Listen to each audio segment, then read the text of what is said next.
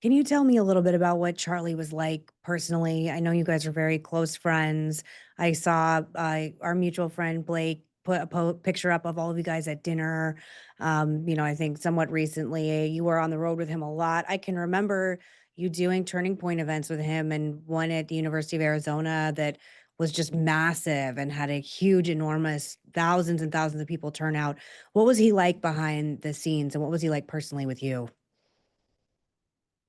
He was incredibly kind. I really just got to know him over the last few years. There are others who've known him a lot longer than I have, but he welcomed me in like I was a member of his family, like we were longtime friends.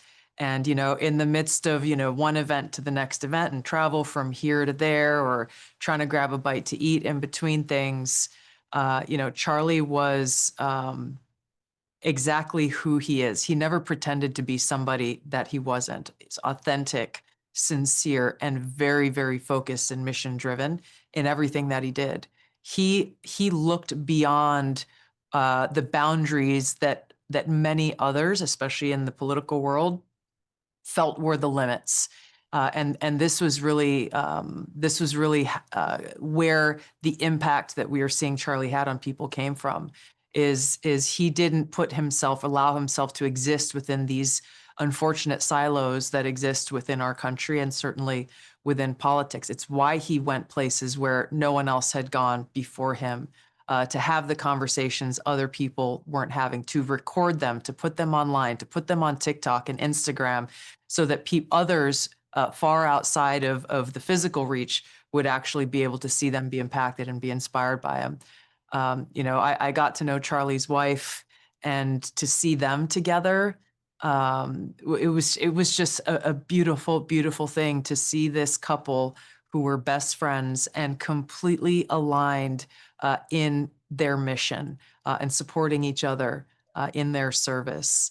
I'm really grateful to have been a very small part of Charlie's work, and have been able to join him at some of these different things. And he helped me going through this confirmation process to the position that I am in today, that President Trump nominated me when he nominated me Director of National Intelligence. Charlie was one of the first people that I spoke to, both before and after that.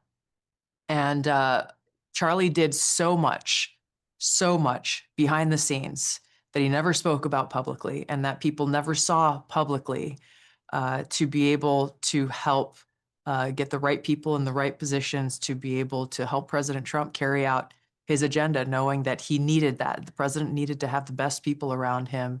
Uh, some of the lessons learned from the first administration, in order to carry out the promises that he made to the American people. I can't even tell you how many times we called Charlie and said, "Hey, we could use your help with this or that," and his answer was like, "Yep, on it, always." And like I said before, he did a lot, even behind the scenes, that he would never even tell me about, and I'd find out about it from somebody else. And he never, ever, ever wanted credit, ever. Yeah, I can remember how I met him was obviously through you, and during your confirmation hearings, he had me on his show, just to talk about how all of us could be effective in making sure that you got confirmed. And he was so warm and welcoming, and he seemed to really understand that you could have been a Democrat 5 seconds ago, but if you want to join the movement, you're welcome. Which, for Yeah. me, even at the time, was such a refreshing vibe to hear because there's just so many people that have a different perspective. Why was he so including of everyone? Maybe that's a hard question to answer, but he really, like RFK last night at the vigil, said the reason why he ended up endorsing Trump was because of Charlie, which is really quite incredible. I'll never presume to speak for him, but from my vantage point, what I saw was that Charlie saw in real time in his conversations with people on these college campuses the ability to cause people to think, to rethink their positions, to have real dialogue and conversation where if they weren't won over in the debate, which many were, then they probably walked away saying, gosh, maybe I really need to do more research. I need to learn more. I do really think about the positions that I thought were right or the policies that I thought were right. And I think Charlie saw what was possible in that phenomena that occurred across these campuses that he visited, in people thinking, actually thinking, and not just being blind followers on any side. And that's a wonderful and beautiful and important thing. And so I think when we went into President Trump's campaign, Charlie recognized both with me and our Bobby Kennedy Jr.